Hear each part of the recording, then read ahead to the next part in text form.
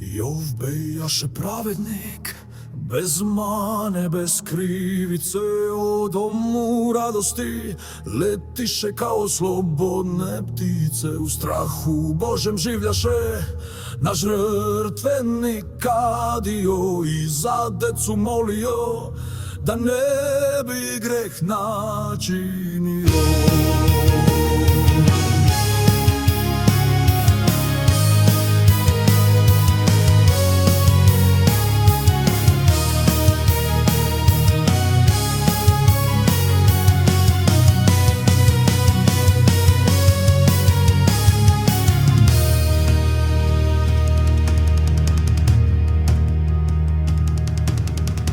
Savet nebeski jednom pred Gospoda stade, Satana izađe pred Boga i istinu dade. Zar Jov uzalud Boga slavi dušom celom, dotakni ga i vidi da li hodi iskrenom verom. Bog reče sve ti je njegovo sada, al Satano dušu mu ne diraj tada. Pogibe stada, vetar udari, dom sruši, poginu sinovi, mrtva tišina dušu ruši. Tada reče lice u prah metno, Bog dade, Bog uze, ime mu je sveto. Ko dođe go ću otići s ovoga sveta, nek je blagosloven Gospod do veka.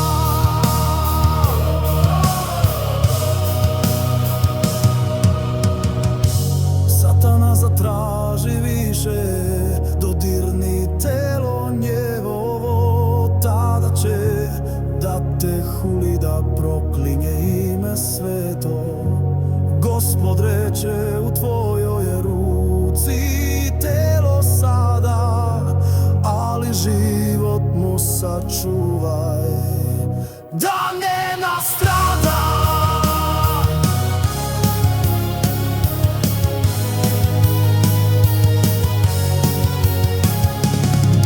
Jov u pepelu sedi, tela mu gnojem obloženo, prijatelji plaču, danima sa im sede tužu. Žena ga kori, prokuni Boga i konačno umri. Jov joj kaži dobro i zlo od Boga trip. Elifaz ga kori, ti si grešan zasigurno. Bildad govori, pomoli se Bogu iskreno. Sofar ga seče, kriv si više nego što znaš. Jov u suzama vapi, pravedan sam, da li me slušaš? Mladi Eliju onda reče, gordiš se Jove, ali Bog je uzvišen, pohodi sve te puteve. Tada grom zajeća, vihor planinu sruši, Bog progovori, tresne zemlju i duše skruši. Gde si bio kad sam temelj zemlje stavio, koje vrata mora i tala se zaustavi? Znaš li zvezde po imenu, da li gromom upravljaš, da li sve životinje ti stvaraš i postavljaš? Jov drhtaše.